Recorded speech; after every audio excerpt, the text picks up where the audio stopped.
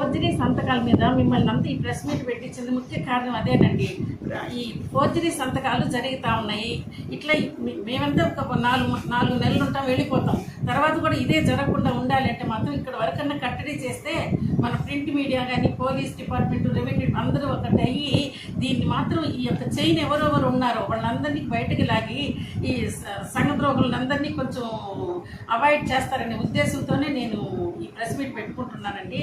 నేనైతే ఇది ఆ రోజే కనుక్కున్న రోజే ఎఫ్ఐఆర్ ఫైల్ చేశాను. ఎస్ఐ గారికి, సిఐ గారికి పిలిచి రిపోర్ట్ ఇచ్చి సంతకాలతో కూడా అక్నాలజ్మెంట్ తీసుకున్నాను. మా ఉన్నతాధికారికి అందరికీ, డిఎస్పీ, ఎస్పీ, కలెక్టర్ గారికి, ఆర్డీఓ గారికి అందరికీ కూడా నేను ఈ విషయం అంతా తెలియజేసి ఎఫ్ఐఆర్తో కూడా వాళ్ళకి మెయిల్ చేశాను. ఇవన్నీ చేశాను.